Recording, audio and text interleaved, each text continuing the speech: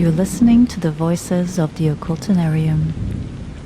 We are inviting you to cross the threshold of the unknown.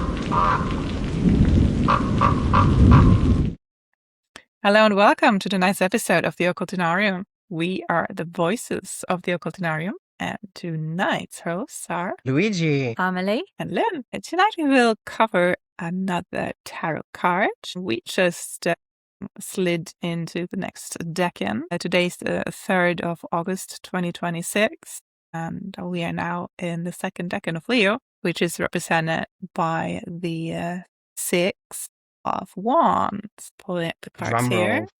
Drum roll. Oh, we can do. let me do the Golden Dawn and the Hermetic one. Yes. Also, we do have a drum roll. Carry on. Ole. Okay, so 6 of Wands. Slightly different images in all of these. Let's kick it off. Still have the goblin hands. Yeah. From us. Yeah.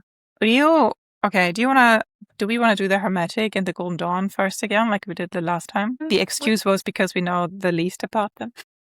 It's very true. They're new to us, but the imagery is almost older, more original. It's than funny the Thoth because and the Smith. the Golden Dawn one is older. Yeah. So, but younger in publication, basically. Yeah, I guess it's been hidden. Yeah, secretly captured by the Golden Dawn. Was there something specific you looked at the Hermetic one? Yeah. Well, the Hermetic is quite similar to the Thoth, right? It is. So yeah, so this is the Hermetic one. The thing that is immediately different is that, the position of the wands seems a little more chaotic than it is in the Thoth. In the Thoth, it's a bit more about harmony from the visuals. And here, it's not chaotic. There's obviously like a rule to it, but it looks kind of more visceral, like most of the Hermetic cards, I would say. And then that we are actually having two hands holding the goblin hands. The goblin hands again, which are supposed to be angel hands, we found out last. But otherwise, we do have the eagle hats. We don't actually have eagle heads in the Thoth, we having phoenixes. But the eagles are representative of Jupiter, I heard. But you also have the lotus staffs, and which you also have in the Thoth. You have the lotus staffs, then the phoenix, and then I don't know how to pronounce it, Uraeus staffs. So the symbolism is similar / the same. Trying to read the angel names here. In Hebrew. Satel, and Olmia. Yeah, that's the angel names over Pardon here. And for we're the having butchery. Yeah, Jupiter, and then again the /North Node / Leo, which we discovered last time on our 5 of Wands with Hermetic, that they using what looks like the North Node symbol, and then we discovered there is a connection between the North Node and Leo during and post a session. Do you want to enlighten us a little? If you remember, Luigi, do you want to talk a little bit about it? I'm trying to remember, but yeah, but basically it's a connection between the North Node, the dragon's head, or the Leo being connected with the dragon's head, being the North Node, and I think that we're talking and about the snake and the sun. Yeah, it's like a shared relationship through symbolism via the particular symbols of the snake, symbol of the lion, therefore the symbol, for the dragon. And I guess because the dragon's head is also a symbol of life versus the tail representing death. So having again the rulership of the sun over Leo kind of connects, it displays some rationale. Not some. I don't say some because I question it. I say some as in I entertain all possibilities. But yeah, there is a rationale to have. True mysticist. The meaning, the meaning of life and the sun attached to both the North Node and the Leo symbol. But I was also noticing when you were holding the Hermetic deck, 6 of Wands, and the Thoth one, like if you put them next to each other again, we see the Leo symbol at the bottom of the Thoth one. It is fairly similar in that position as well as that is true. Yes, as a yes. Almost the North a Node, North Node symbol, or sign. A bit more in your face here because of the double, Definitely, because of the double-ended, basically. the of heads, knots. like the circles. Yeah. So yeah, the mystery for that continues. And the clouds are there again. Yes, the clouds, you figured they have them in all the wands on the Hermetic. And I think if I remember We covered that. correctly, the eagle is also one of the magical animals for Tiphareth as well. Oh, yeah, that makes sense. Like the eagle and the sun, they're very connected. Also with Jove and Jupiter, I think. It's also the eagle, I think, is one of the animals of Jupiter. Yeah, Zeus. Yeah, It's there's a very lot of true. that. And Jupiter. So Jupiter rules this decan. And the fun thing here is that both in the triplicity and the descending order, it is Jupiter. So we're having a decan that is double ruled by Jupiter. So imagine having the energy of Leo being backed up on both sides by Jupiter. Like it can get more victorious, right? And the card is called, yes, the card is called the Lord or Lady of Victory. So it's the name, it's victory. And the decanic images for this align with we have it in a Smith, right? You actually have like a triumph, what's it called? Parade, basically. This is inspired by the Roman parades or triumph parades, which used to, like back in the Roman times, when they came back from, a raid or something. Well, you wouldn't, with the Vikings, we call it raids. With the Romans, we don't call it that, but essentially it's the same thing, right? They came back from some military thing victoriously, and the victor would have a whole triumph procession through Rome, and that procession would end at the temple of Jupiter. So there's also that connection. Would end at the temple of Jupiter, and the leaders or the victors would then be deified for the day. So it was a good thing to be victorious in Rome, because then you got all the food and all the ladies or men or whatever you prefer, for the glory for entire day.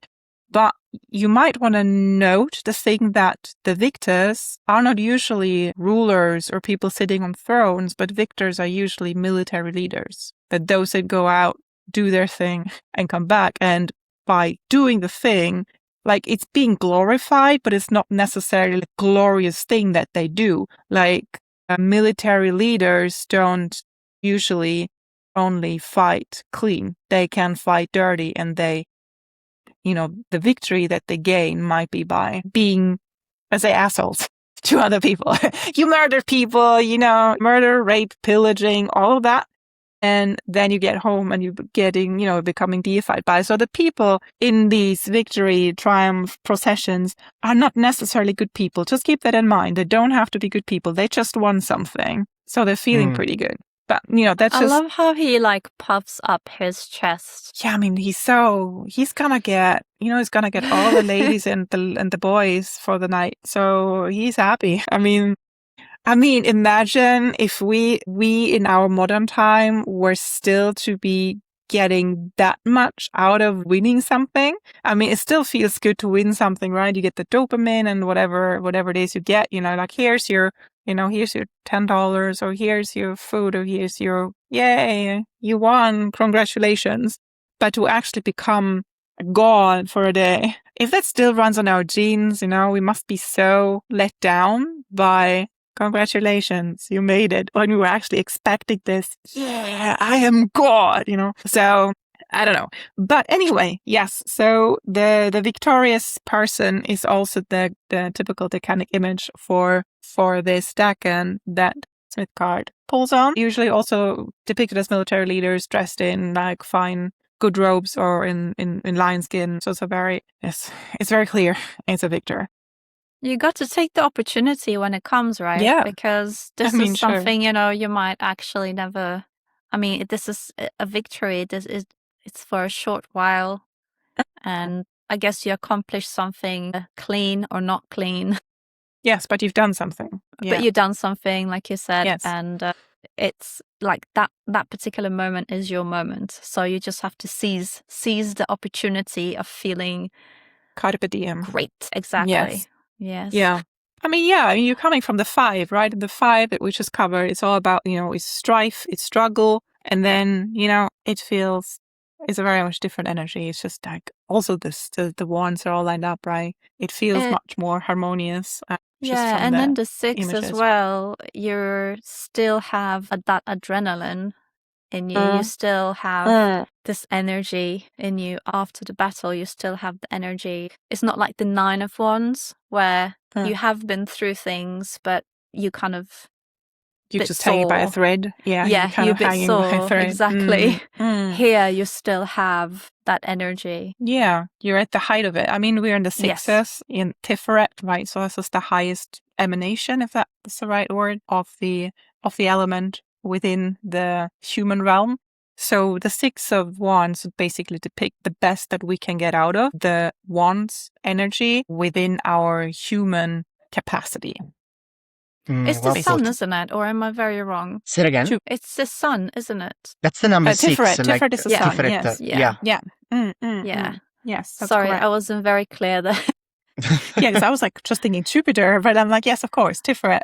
Tiphareth, is in the sun, so obviously it's going to have its like fire and then in sun as well. So. And is there a greater victory, if you want to put it that way? Is there any greater victory than balancing the love of Hesed and the strength of Geburah, which could be a possible interpretation of the title?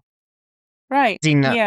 Obviously the 6 being a product of either the union, but you can also look at it as the harmony itself, or the relationship or the balance between those two Sephiroth in the tree. And in the suit of wands, like you said, Lynn, that is interpreted as a victory we have managed to accomplish. Not total, because I always am afraid of the word total, but we have accomplished, for lack of better words, total victory over strength and love in harmonizing it, and in a way, because if you're saying total, we're kind of the end, right? And with total, we might think that it's the end, and this is more like a 10 feeling, while the 6 is more like in the middle, and it's just kind of it's the peak. It's like the peak of something, and then it goes like down again. Also here again, the tree of life. So Luigi just mentioned that with Geburah and Chesed, the 2 of them, and then we have Tiphareth in the middle, the sun. Yeah. Yes. Whether I am making sense of it in my head, it's almost as if you envision Tiphareth as a person, as an individual, and the arms, which will be the path, stretching wide and holding Hesed and Geburah on each hand, basically. And that is the Olympic game, that is the championship, that is the great achievement, that is the parade. In this case, particularly in the 6 of Wands, in the Tiphareth of Atsiluth, as they call it. Atsiluth, yeah, we have so much grr and roar in our latest episodes. We're just not getting over this Leo energy. It's just there. It's just wow. Yeah, thank you. Anything more to add to the Tree of Life, since we're just the Tree of Life in a position, and maybe we could talk a bit more about 6 in general. You like numbers, Luigi? I was just thinking the only thing that I wanted to add, but it's more of I think it's useful to share, but it's also a bit of a trippy concept, I suppose, to some extent. So I try and keep it as concise as possible. But I'm thinking of the number 6. Numbers. Sometimes I just like, and then I listen to it again, and then I'm like, ooh, this is intriguing. But I'm thinking of the number 6. And obviously we have the decanic rulership of Jupiter. And in a way, there is like what I usually refer to the secret code. And by that, I mean, if you think outside the box, if you look a bit deeper, that dynamic is the path of the hermit, which we're going to explore in the future. But, that is the relationship between Hesed and Tiphareth. And I point that out because of this mindset and or mantra or teaching or mystery or key, if any kind of word that you want to assign to it. But the idea is the victory for us as humans, as adepts, as initiates, as practitioners, as magicians, as shamans, all of the titles that you want to think of, is to, in a way or another, or in many different versions or another, the path of the hermit. And that is the victory to unite love and beauty. Because if you think about it, the 6 + 4 gives us 10, as in the 10 emanations of the tree as well. So all of that to say that in the 6 of Wands, there is an echo of the destiny of the hermit. And when I say destiny of the hermit, I mean the destiny of every individual that grabs a tarot deck and automatically becomes the hermit, as in automatically becomes the creator of the tarot, aka the alchemist, for lack of better words. I feel a little bit like a weather woman whenever like I hold this up and I'm like, we're here, and we're getting slight pressure downwards in the Tiphareth through the hermit, past the hermit. Some strong winds coming in here from Gebra. And then the clouds as well. The clouds, yes, great. We want to jump into. It was a question. Do we want to jump into the Thoth? The Thoth one and the symbolism there. I mean, we just touched upon it in comparison to the Hermetic one. But we do have 6 wands, and they're very harmoniously aligned in this very beautiful pattern, or harmonious pattern, if you like. If you like chaos, you might not like it as much. But we do like chaos. Spoiler alert. So we have the 2 lotus wands, and the lotus wands are representative for the feminine, the feminine power, the divine feminine. Let's put it like the divine feminine. Then we have the phoenix or eagle staffs, where the masculine. Well, they should, right? The way that I make sense of those symbols on the tip of the wands, like you said, the lotus being the feminine. To me, the upper wand, the one that has one of the wands of initiations symbols on top of it, that to me is representative of the fire, while the lotus would be representative of the water. And the middle symbol, which, yes, we know from Crowley's writings that is referred to the phoenix, but also I see it as a version of Thoth, if I can put it that way, and that be representative of the element of air. So you will have like the progression and the scale and the union of, again, fire, water, and air in sequence. Very alchemical, like sulfur, mercury, and salt and whatnot. Yeah. So on the Uraeus snakes, I mean, they are, the Uraeus snakes, the winged ones, they're also centering around the sun symbolism here. Yeah. Ra, Hadith. Yeah.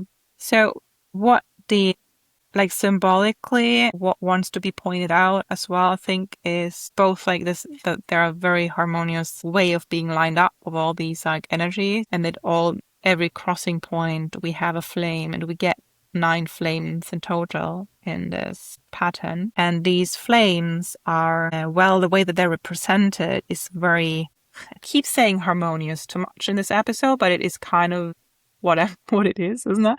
Like they're not the kind of, they're not like flames. The way that they're represented, they're not flames that are gonna eat stuff up. They're very well preserved, and they're really, pretty and balanced. Flames of enlightenment. Yeah, it's not in the Ace of Wands, you just have pure fire and it's going everywhere. And here it's more like, it's contained. This is, I guess, it's contained. Thank you. It's kind of like what humankind, when we found fire, when fire was given to us by the gods, or Prometheus, and then he suffered for it, or like whatever myth you follow, the God-given fire, and then we, not harmonious, but cultivated it basically and made it safe, and making it safe then gave humanity a way to create civilizations, right? But obviously then ill-dignified in a way, like this card, obviously if you let this fire run wild, then instead of it being a harmonious just glow, it can also be a wildfire that eats everything up.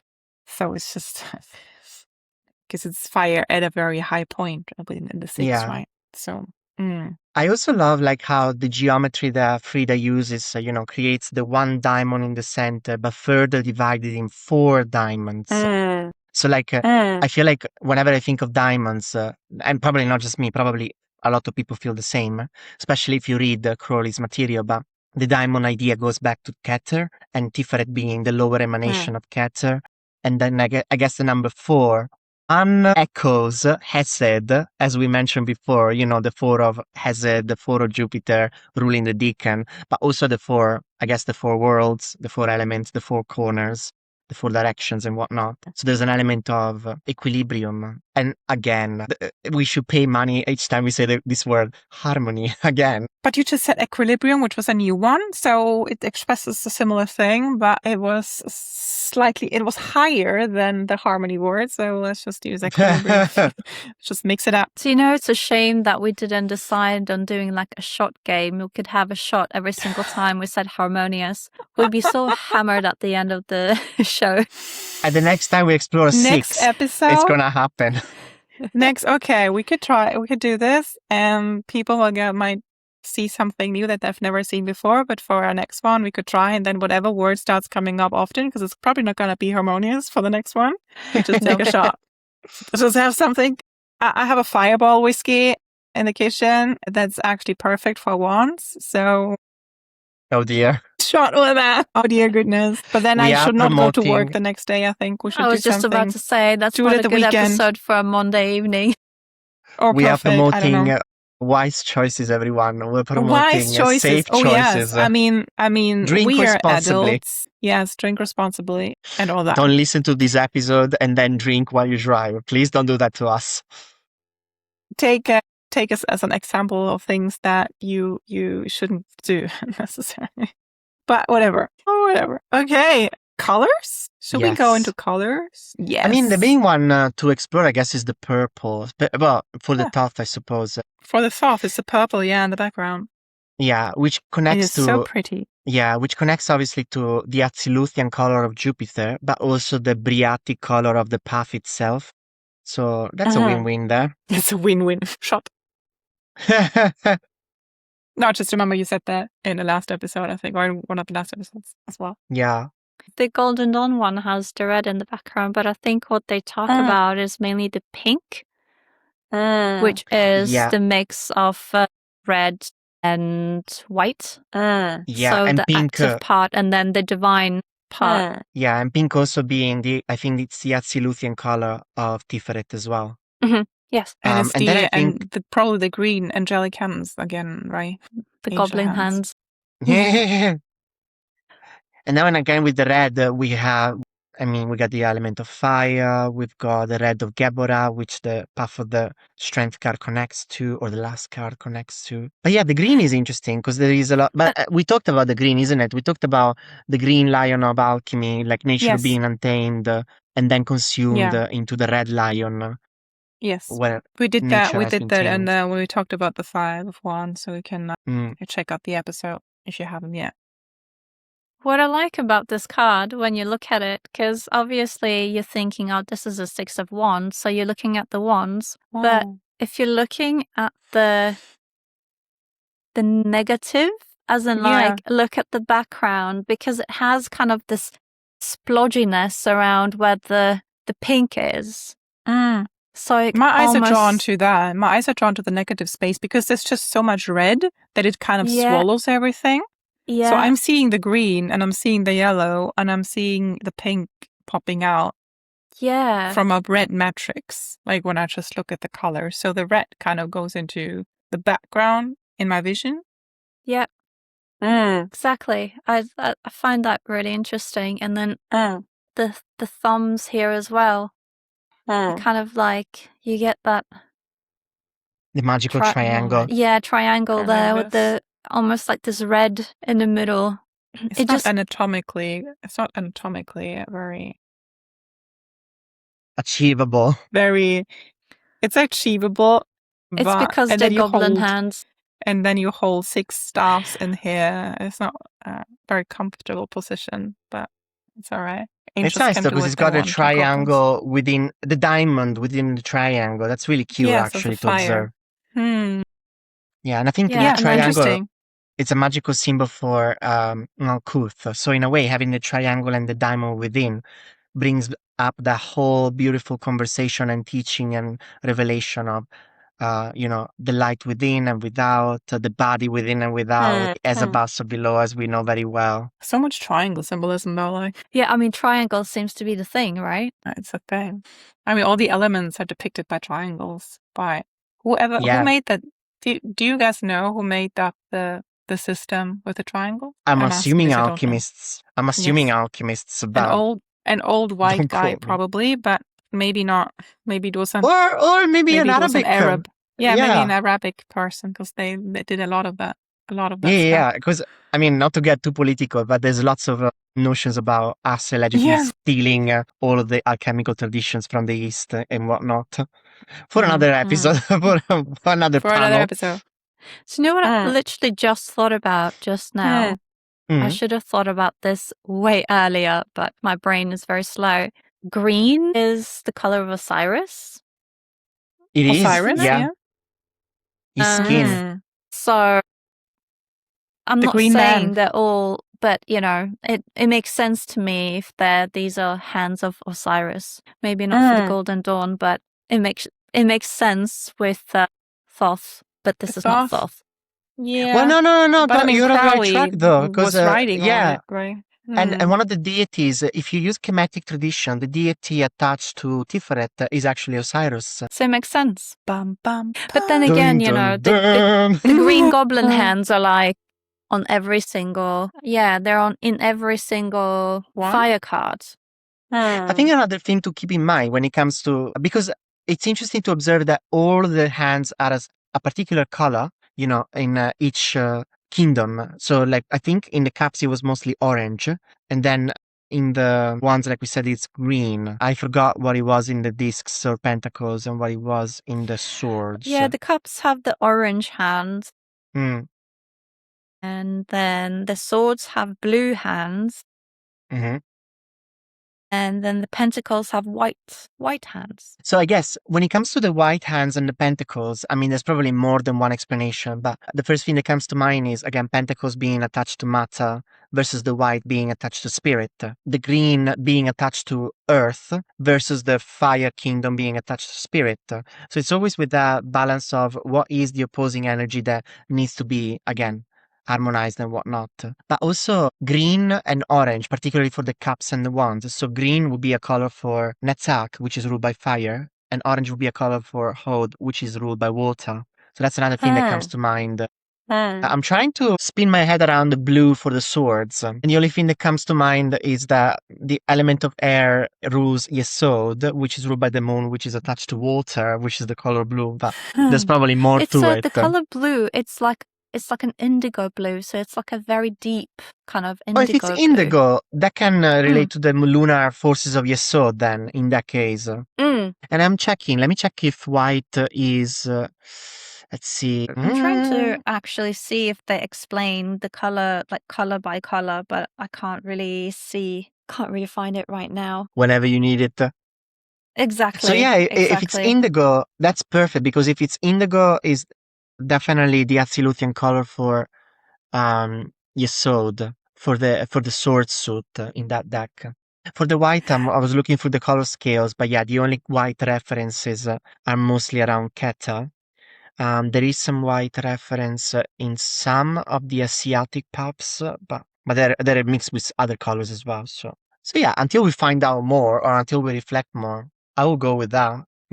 For everybody who's been yearning to have an answer, or the closest thing to an answer. It's just that the Golden Dawn describes the elemental nature of the suits, which is like fire is red and water is blue, and then but it says something that the flashing colors are given. So you have fire is red and green because they're like opposite each other. Yeah, I mean, fire so red and green, and water would be blue and orange.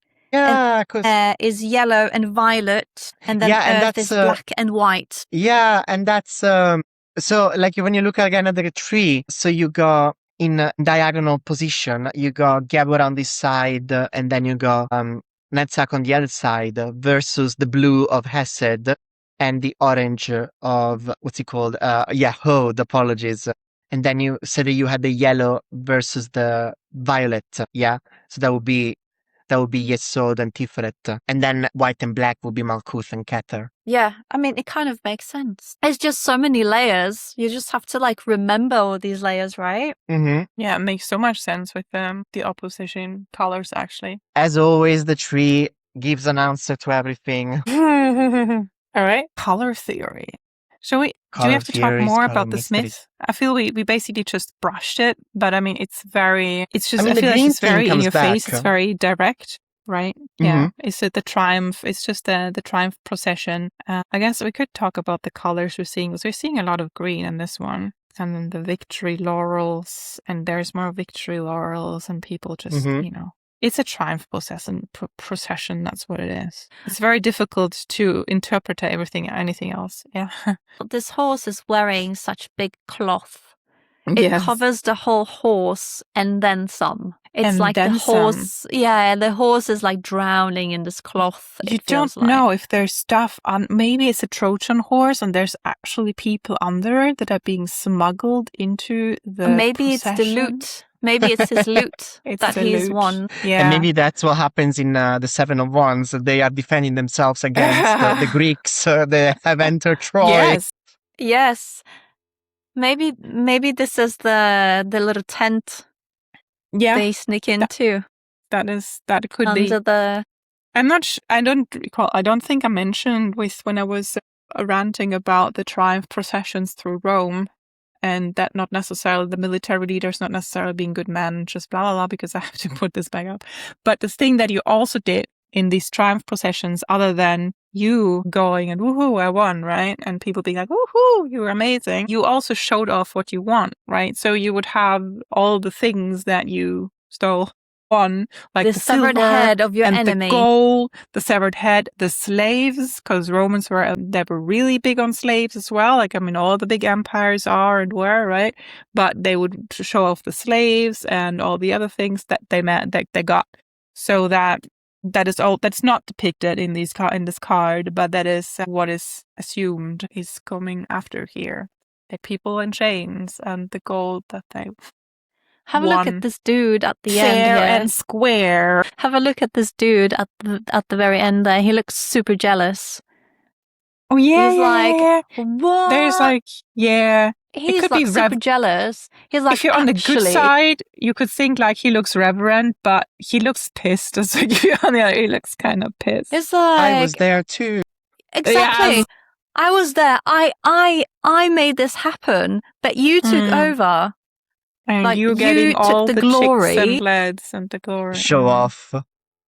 Yeah, show off. Or maybe next time it's gonna be me. I'm gonna murder you in your sleep. 10 of swords. Maybe he's the one that steals the loot. So many images, so many ideas. Yeah, maybe. Maybe he's gonna be the guy from the Seven of Swords. You know, he's like fed up with his leader taking all the glory. He's like, I'm just gonna steal all the swords so that he cannot do this anymore. Maybe this is the card that is the negative card of the bad person. And the Seven of Wands actually is the depiction of the good person that is trying to do justice to their people. But we just don't know it because it's like, you know, how you only have a picture. But if you zoom out, if you know the whole picture, then the story becomes completely different. It sounds like the plot of Maleficent. And who doesn't love Maleficent? I mean, she is iconic. This is why it's so nice to have the Smith deck, because, like we said from the very start, it's very theatrical, and your mind can really go from and travel. From one story to another. Yeah, that's fun, right? It's an association, so that's fun. And I've never noticed this guy looking like glamour or jealous before, so now I'm gonna notice this. That's the thing, when you notice one thing, it's the only thing you can see for a while. Yeah. Maybe it's definitely reassuring though as a card. Like, I feel like whether I get it for a client or for myself, I always feel not relieved, charged, motivated, sure. Like, it gives me an extra boost, not just of adrenaline, but of self-confidence. Especially because I work a lot with the guides to sustain me through my muggle work. So, like, please protect me while I'm exposed to the community and to the society at large. If I have the Six of Wands, it gives me more courage to face the week or life in general. Yeah, that's good. I mean, what it also does when you are the victor, in a way, it kind of exposes who you are. Like, because when you are at the top, right? Then you really see how a person actually is. Because you're a good person and you have all the power, even if it's just for a day. What are you doing with that? And it really shows. Are you actually, are you going to just celebrate and have fun with your friends, say, or, give to the poor or whatnot? Are you a person like that? Or are you just going to have fun with your newly acquired slaves and show your true colors? Yeah, you show your true colors when you're like at the top. So that is also in that. I had to have a look at his face in the 7th. He looks similarly pissed off, so it might be the 7 of Swords. Yeah, and I'm looking at the 7th here because he's trying to stab him. Yes. So I'm like, ooh, and oh no, I had the swords here as well. No, I don't. That is a funny story. That is. I have to stop making up stories. Never stop. Any more comments? Something you have on your heart you want to share about the 6 of Wands? I think embrace it. Embrace the 6 of Wands in your heart for whoever is listening, because I feel like me first and foremost. I keep jump off the horse, so speaking, even before I begin, out of whether it's out of fear, doubt, lack of self-confidence and whatnot. And I think this card truly is a reminder of go at it. Say yes, jump in or off, depending what the situation is. But it puts the individual back at the center of the stage. It puts the individual back on the driver's seat. It's like the guardian. All the cards are guardians or emanations of guardians, but this one in particular is the cheerleading one. It's the encouraging one. It's the cheering crowd. Definitely, because tarot in itself, life in itself, both very complicated spheres of existence and terms. It's nice to have something like the 6 of Wands in the formula, in the mix, on the journey. It brings up the conversation about courage again of all the Leo, I think. But we just with the 5, just having this courage to actually step out and show yourself, like for just the decanic energies.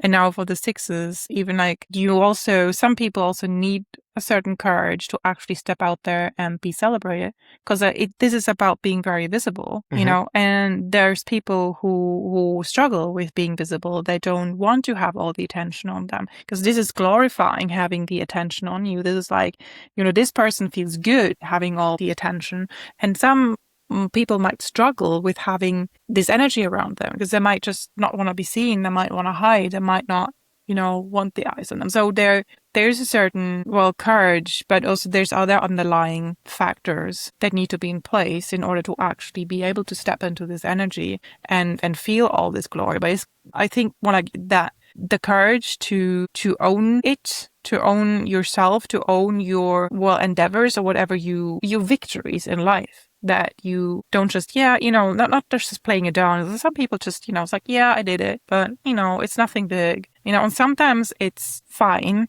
and very encouraged to just be like, yes, I did that. That is mine. That is my accomplishment. Boom. Exactly. Mic drop. Bam. And sometimes you shouldn't, but, it's like, but this card is kind of more like, show off or, I'd say also, it's cool, show off and have your victory, but also be careful what the victory is for and what you've done, because you are it's very easy for anyone to come and stab him, kill him, shoot him. You have to have a little bit of humbleness to it all as well. Or maybe this is why he has the wand up here. It's like a decoy. If somebody wants to shoot him, they might think this is his head. This is that. Yeah. If there's a victor, then there's a loser, right? And it's both sides. Exposed. It's a circle He's of exposed, but he's got the courage to be exposed. 100%. Even the horse is like, who the hell do you think you are? The anchor of humility. It could also be, or it's just very proud, like, look at me. Maybe it's also a spoil of war, like with the curved head, it looks kind of, maybe it's an Arab horse, not a original Roman. I don't know. Yeah. Okay, well, thanks for the episode. Once again, this has been a lot of fun. Yeah, this has been woo! Jupiter energy, I guess, is bam, bam, bam. So yeah, thanks for tonight. May be contagious. Might be contagious. Again, like, subscribe, follow for more. And if you haven't looked at the 5 of Wands episode or the other ones we've done, just find them in the menu and check them out. And see you again in the next one. We cover the 7 of Wands. Good night, everybody. Blessed be. Bye. Blessed be. Bye. We are the voices of the Occultinarium. Welcome to the rabbit holes.